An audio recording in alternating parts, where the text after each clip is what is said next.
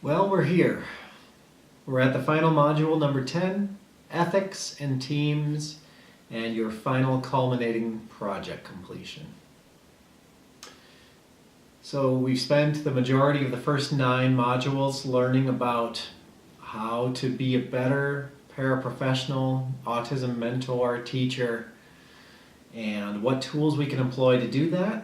And now it's time to button it all together by talking about how we can conduct ourselves as professionals now with this new knowledge that we have going back to our schools or teaching environments.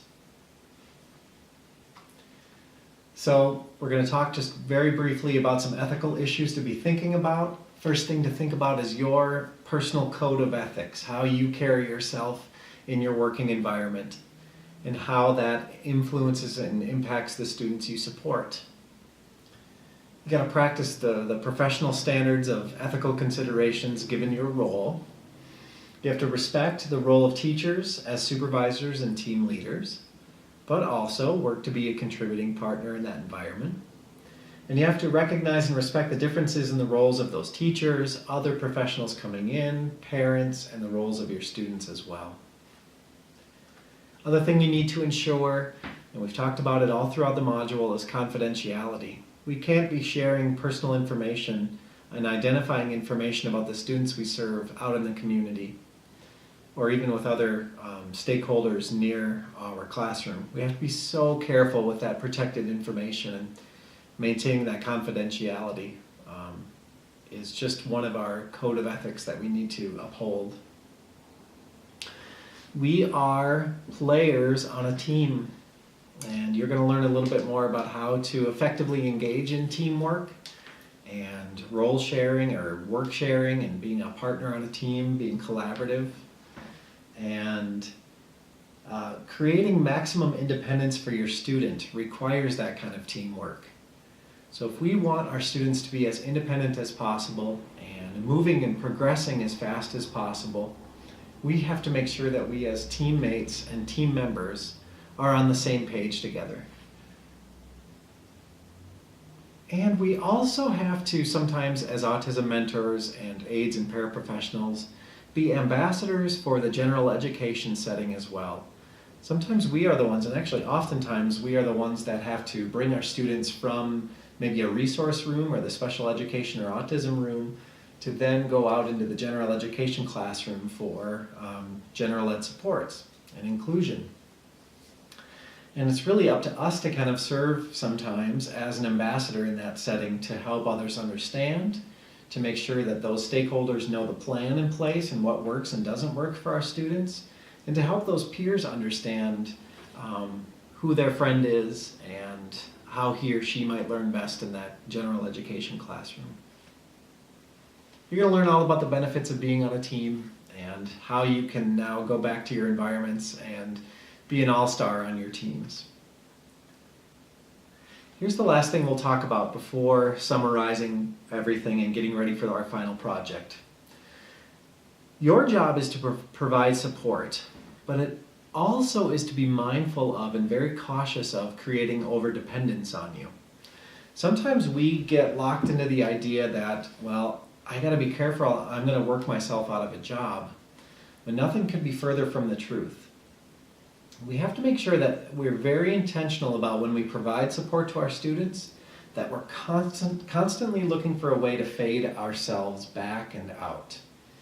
We don't want to create a situation where our students are overdependent on us and looking to us to guide them through every step of their day.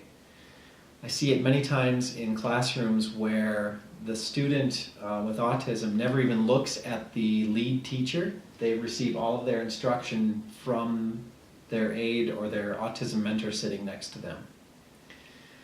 We need to help create that independence by reminding and showing them who that lead teacher is and that we are just somebody to kind of help as needed. We don't want to create a situation where the student relies on one person for all of the decision making and all of the information sharing that happens. So be so mindful of that and your proximity to your student.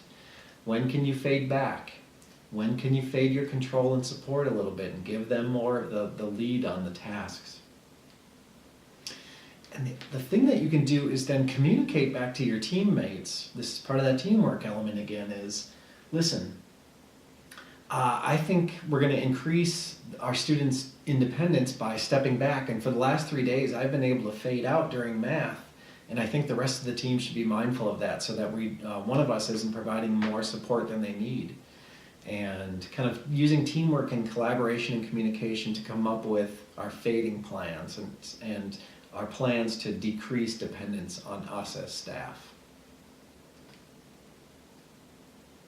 All right. So, with this last module's tasks, we have ethics and teams handouts.